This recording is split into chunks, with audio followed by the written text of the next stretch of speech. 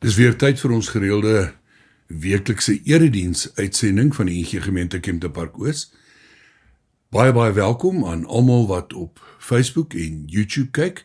Natuurlik is daar die aard van die saak baie mense van die gemeente wat hierdie voordeel benut wanneer hulle nie tuis is nie of wanneer hulle tuis is en is koud, soos op die oomblik. En dan is daar natuurlik diegene wat nie fisies hier by ons kan wees nie en landwyd en wêreldwyd na die uitsending van ons erediens kyk. Ons is baie bly en baie dankbaar daaroor, baie dankbaar vir die tegnologie en die geleentheid wat dit mens gee. So waar jy ook al is, baie welkom by ons erediens. Kom ons word stil en ons begin ons diens met 'n votum. Nou 'n votum is die aanroeping van die Here en die amptelike opening van 'n erediens. En hierdie spesifieke votum uit Psalm 103 gebruik ek baie gereeld. En vandag meer spesifiek, omdat dit aansluit by ons tema, waar die klem lê op God se genade, sy goedheid, sy barmhartigheid. Kom ons luister saam daarna. Barmhartig en genadig is die Here, lankmoedig en vol liefde. Hy sal ons sonde nie bly toereken en nie vir ewig toornig bly nie.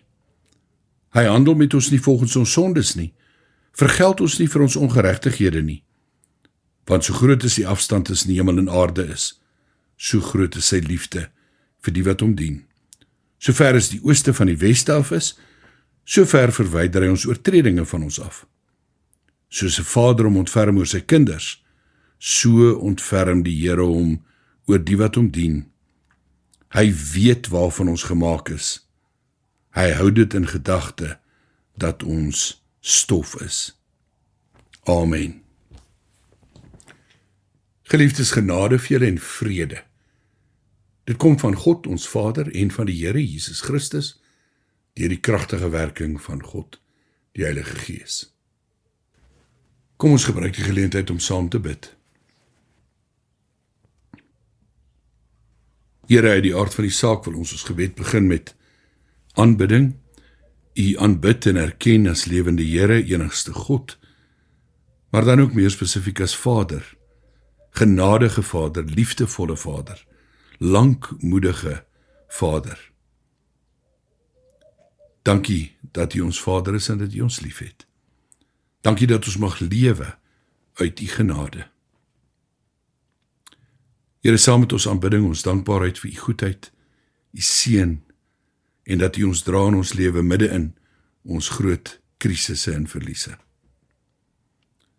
Dan wil ons vandag ook vir 'n oomblik stil staan by almal wat op een of ander manier ly, ongeag wat die oorsaak van die lyding is, en waar hierdie lyding ook plaasvind, en bid dat U genade en U teenwoordigheid en U troos by elkeen sal wees wat ly. Ons wil ook bid vir die verkondiging van die woord.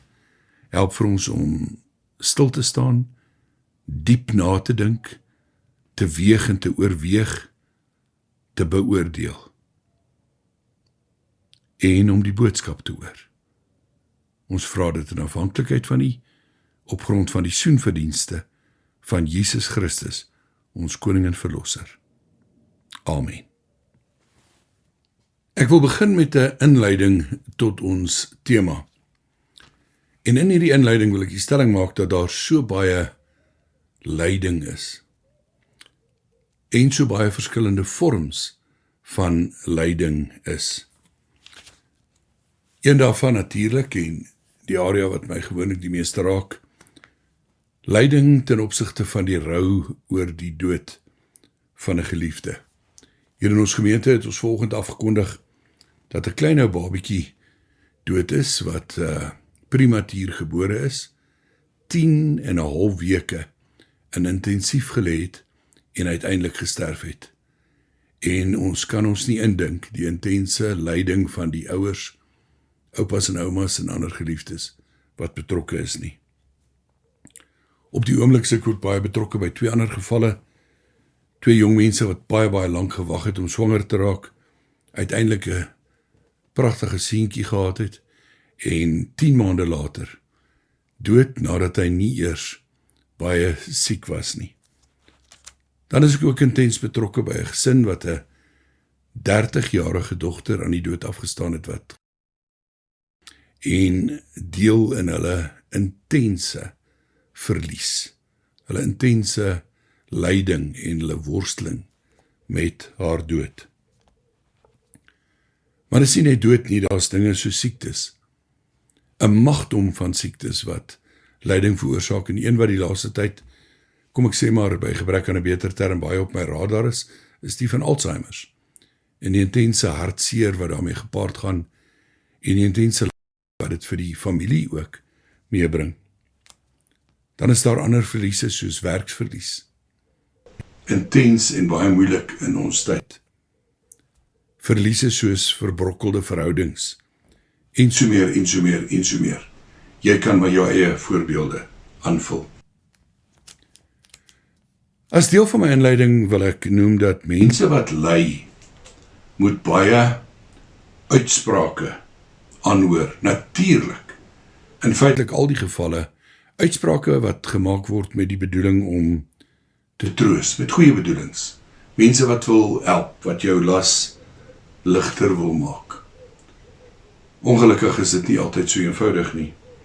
En dikwels sal jy die uitsprake wat mense maak, glad nie troos nie. Maar mens eerder verwar, dit vir jou moeiliker maak, en selfs twyfelvrae laat ontstaan oor God. Want mense sê baie dinge, en baie van die dinge wat hulle sê, handel oor God, en kan mens amper sê, praat hulle namens God en maak hulle verklarings namens God. My ervaring is dat hierdie uitsprake mense verwar, veral ten opsigte van God, en nie troos nie.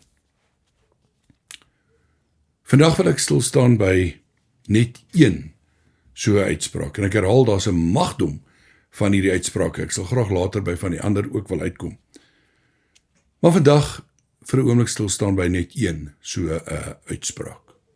Die uitspraak waarby ek vandag wil stilstaan is, mense wat sê, alles gebeur met 'n doel. Ek wil dit graag herhaal. Mense wat sê, alles gebeur met 'n doel. In 'n eerste hoofpunt, ons hou van uitsprake, ons hou veral van universele uitsprake en altyd geldende uitsprake. Ek het al gewonder, waarom is sulke uitsprake vir ons so belangrik? Want wanneer ons uitsprake kan maak wat universeel is, met ander woorde, onder alle omstandighede en op alle plekke en in alle tye geld, dan gee dit vir ons 'n gevoel van beheer, en beheer is vir ons baie belangrik. 'n tweede aspek daarvan is dat wanneer ons voel dat ons iets kan verstaan, dan voel ons dat beter verstaan sal lei tot 'n beter hantering van die verlies of die krisis of die lyding. Dit moet net vir ons kan sin maak, en dan is ons gekonfronteer met ander mense se lyding, en dan wil ons baie graag hê dat hulle lyding, hulle krisis, vir hulle moet sin maak. Het moet vir hulle verstaanbaar wees, en dan hoop ons dat as hulle dit net kan verstaan, dan sal hulle dit beter kan hanteer. Ek huiwer om die sterk woord te aanvaar, te gebruik. Nou ongelukkig is gelowiges meer geneig om sulke uitsprake te maak as nie-gelowige mense nie. Baie nie-gelowige mense is baie eerliker in die sin van om te erken, ons verstaan nie, ons weet nie hoekom al hierdie goed gebeur nie. Maar gelowiges wil verklarings maak, hulle wil uitsprake maak, hulle wil verklarings gee, hulle wil antwoorde gee. En verskoon my as ek sê dat gelowiges dikwels die Bybel met 'n vergrootglas opsoek na sulke uitsprake. En ek herhaal, universeel geldende en altyd geldende uitsprake. Maar soms, miskien moet ek sê dikwels, maak ons fatale foute en maak ons verkeerde afleidings uit gedeeltes in die Bybel. Mense ignoreer dikwels konteks, ons soek 'n versie, 'n sinnetjie uit hierdie magdom van woorde in die Bybel, en dan wil ons sê, maar daar staan dit. Onthou, die eenvoudigste manier om konteks te bepaal is om net eenvoudig te vra, wanneer ons uitspraak in die Bybel lees, wie praat? Wie is aan die woord? Met wie word daar gepraat? En waaroor word daar gepraat? As mens daardie 3 vrae net eers verdiskonteer, dan maak jy nie so maklik universele uitsprake nie. Is die uitspraak, alles gebeur met 'n doel? Waar? Kwalifiseer dit as 'n universele, altyd geldende uitspraak. En dan miskien die belangriker vraag, troos hierdie uitspraak mense altyd? In 'n tweede hoofpunt wil ek stil staan by 2 groot probleme ten opsigte van hierdie uitspraak. So dis ons tweede hoofpunt, maar hierdie tweede hoofpunt het 2 onderafdelings. 2 groot probleme rondom hierdie uitspraak dat alles met 'n doel gebeur. Die eerste aspek wat ek graag wil belig is dat hierdie uitspraak skep 'n verkeerde en verdraaide beeld van God. Oorgeset synde, hierdie uitspraak, of met hierdie uitspraak, teken ons 'n karikatuur van God. Vir die jong mense wat nie so goed bekend is met die term karikatuur nie, gaan Google bietjie wat beteken 'n karikatuur en kyk 'n bietjie na voorbeelde van karikature. Ek sê ons teken met hierdie uitspraak 'n karikatuur van God. Naamlik, ons teken 'n prentjie van God dat hy alles veroorsaak. Dat hy ook die kwade, die slegte, die hartseer dinge laat gebeur, om sekere doelwitte te bereik. So asof God nie hierdie doelwitte in ons lewe sal kan bereik, as hy nie eers hierdie verskriklike hartseer, moeilike goed in ons lewe laat gebeur, om ons by 'n punt te kry waar hy ons wil hê nie. Ek wil dit kortliks beskryf as absurd, en dat dit bots met wat my aanbetref die meer korrekte, meer gebalanseerde Bybelse beeld van God. En die Bybelse beeld van God is die van 'n Vader van liefde en genade. Hierdie uitspraak en die tekening van God ignoreer menslike sonde, menslike verkeerde keuses, mense se versuim om verantwoordelikheid te neem. Dit ignoreer die menslike oorsaak van ongelukke, moorde, nalatigheid, ensovoorts, ensovoorts, ensovoorts, ensovoorts. So die eerste probleem met hierdie uitspraak is die beeld van God wat dit projekteer. Die tweede probleem ten opsigte van hierdie bekende uitspraak is wat my aanbetref dat dit mense in die meeste gevalle nie troos nie. Ek weet dat mense wat sê, alles gebeur met 'n doel. Jy gaan later hierop terugkyk, soos 'n tapisserie. Nou kyk ons na die agterkant en is 'n klomp losgarings en drade. Eendag gaan die prentjie omgedraai word en dan gaan ons alles mooi verstaan. Ek weet mense bedoel goed. My ervaring in die praktyk is dat hierdie uitspraak mense nie troos nie, maar inteendeel dat dit hulle verwar en dat dit dikwels vir hulle probleme skep in terme van hulle godsbeeld en probleme skep in hulle verhouding met God. Deur die jare het ek die ervaring gehad om na baie mense te luister. Nou wil dit vir my verduidelik. Maar van al die baie mense na wie ek geluister het, wil ek een uitsonder. En dit is Job. Wel, ek kon nie direk na hom luister nie, ek moes maar lees wat hy gesê het. Wat my aanbetref, verwoord Job die meeste mense se gevoelens en denke oor hierdie uitsprake, dat alles met 'n doel gebeur. In die verhaal van Job is daar 'n aantal vriende, Elifas en die res, wat aan Job allerlei verduidelikings gee, verklarings gee, uitsprake maak oor sy lyding. Ek wil graag Job se een baie belangrike antwoord lees, en voordat ek dit lees, let op die sarkasme waarmee Job hierdie uitspraak maak. Job 26, vers 1 tot 4. Toe het Job weer gepraat. Het jy nou die een gehelp wat nie krag het nie? Het jy nou die een bygestaan wat nie sterk is nie? Het jy nou raad gegee aan een wat nie wysheid het nie? Het jy groot insig laat blyk? Met wie se hulp het jy gepraat?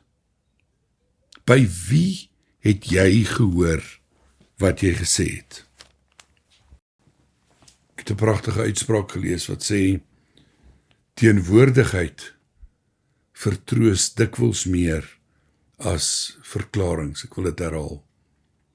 Teenwoordigheid vertroos dikwels meer as verklarings. En ons is tog so haastig om verklarings te gee. Wat Job se vriende se verklarings aanbetref, net die volgende. In die laaste hoofstuk van Job 42, vers 7 en 8, gaan lees God se woorde en God sê dit 2 maal daar. Hy sê, Elifas, ek is kwaad vir jou en jou 2 vriende, want julle het nie die waarheid oor my gepraat nie.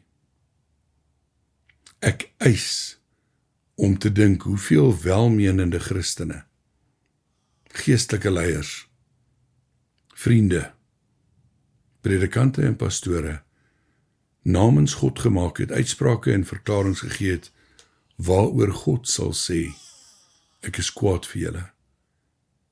Julle het nie die waarheid oor my gepraat nie. Ons derde hoofpunt. Natuurlik gaan iemand of baie wat na hierdie boodskap luister, of in die kerk sit, Romeine 8 vers 28 vir my aanhaal. Ek lees dit self. Ons weet dat God alles ten goeie laat meewerk, vir die wat hom liefhet, die wat volgens sy besluit geroep is. Hier is een van die tekste wat eintlik aangehaal word as motivering vir die uitspraak, alles gebeur met 'n doel. En op die ou end, hoe sleg dit ook al is, gaan dit ten goeie meewerk. Ek wil vir 'n oomblik stil staan by 2 aspekte rondom hierdie oorbekende teks wat net so geïsoleerd uitgehaal word uit die hele Romeine brief en aangehaal word as bewys vir die uitspraak. Die eerste opmerking wat ek wil maak, of aspek waarby ek wil stilstaan, is Paulus skryf binne die konteks in hierdie boek, of in hierdie brief, binne die konteks van die vervolging van Christene vir hulle geloof. En daar gebeur baie slegte dinge met Christene wat vervolg word vir hulle geloof. Maar ons moet versigtig wees om hiervan 'n universele of altyd geldende uitspraak te maak wat in enige omstandighede geld en wat waar is, ongeag wat die probleem of die situasie van mense is. Ek dink dit is nie 'n verantwoordelike skrifgebruik nie. Tweedens wil ek stilstaan by die positiewe. Ook die positiewe van hierdie teksvers en ander in die Bybel. Die wonderlike troos dat God is nie magteloos in die aangesig van die kwade nie. Nou moet ons baie versigtig wees. Ek wil God nooit teken of geteken hoor as die oorsaak van die kwade nie. Die kwade gebeur vanweë menslike verkeerde keuses, nie verantwoordelikheid nakom, sonde en so meer. Maar God kan situasies omkeer. God kan ook slegte situasies gebruik. God kan ook die goeie uit die kwade laat voortkom. Ja, dit is so, maar daar's 'n fyn lyn oor hoe ons dit lees, hoe ons dit verstaan en oor hoe ons dit oordra aan mense. Kom ek begin met die eenvoudige metafoor wat ek gereeld gebruik om hierdie saak te belig.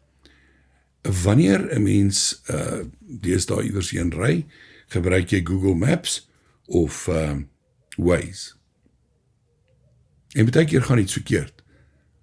Die vriendelike verdraagsame dame op Waze of Google Maps sê vir jou dat jy binne 100 meter moet links draai, jy mis die afrit en jy draai te laat, of jy draai regs in plaas van links.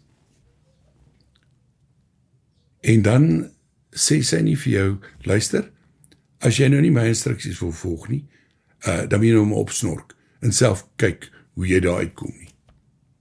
Sy gebruik die baie belangrike term recalculating. Wanneer iets verkeerd gaan, dan word daar 'n nuwe berekening gemaak. Recalculating. God is die meester van recalculating, wanneer dinge teen sy wil en anders as sy wil geskied. Ek wil een voorbeeld aanhaal, 'n baie bekende voorbeeld, Josef. Josef se broers wat 'n klomp verkeerde besluite geneem het en besluit het eers om hom dood te maak, dan besluit het om hom liewer te verkoop as slaaf. En dan is daar 'n verloop. En 20 jaar later, ongeveer 20 jaar later, maak Josef 'n uitspraak. Maar ons moet weer eens baie versigtig wees met die dogmatiek en die vertaling van hierdie woorde. Maar kom ek lees wat Josef dan nou aangehaal word om te sê in Genesis 50, vers 15 tot 21. Na hulle pa se dood het Josef se broers gevra, en as Josef nog steeds 'n grief teen ons het, en ons nou gaan terugbetaal vir al die kwaad wat ons hom aangedoen het. Daarom het hulle 'n boodskap na hom toe gestuur. Voor sy dood het u vader beveel, julle moet vir Josef vra om tog die groot misdaad teen hom, die onreg wat julle hom aangedoen het, te vergewe. Vergeef ons tog nou die misdaad. Ons dien ook die God van u vader. Josef het gehuil oor wat hulle vir hom gesê het. Daarna het die broers na Josef toe gegaan en voor hom op hulle knieë geval en gesê, hier is ons voor u, ons is u slawe. Maar Josef het hulle geantwoord, moenie bang wees nie, ek is nie God nie. Julle wou my kwaad aandoen, maar God wou daarmee goed doen. Hy het gesorg dat 'n groot volk nou in die lewe gebly het. Moenie bang wees nie. Ek sal sorg dat julle en julle kinders kos het. Josef het hulle jammer gekry en hulle gerus gestel. Die groot vraag is, veroorsaak God die kwade, of kan hy selfs die kwade gebruik en omswaai? Maak seker dat ons dit reg verstaan. Maak seker dat ons dit reg oordra, veral wanneer ons graag mense wil troos wat ly. Ek sluit af. God, die genadige Vader, het ons lief. So lief, dat hy sy eie seun Jesus Christus gegee het om ons te red. Moet hom nooit voorhou as die outeur van die kwade nie. Amen.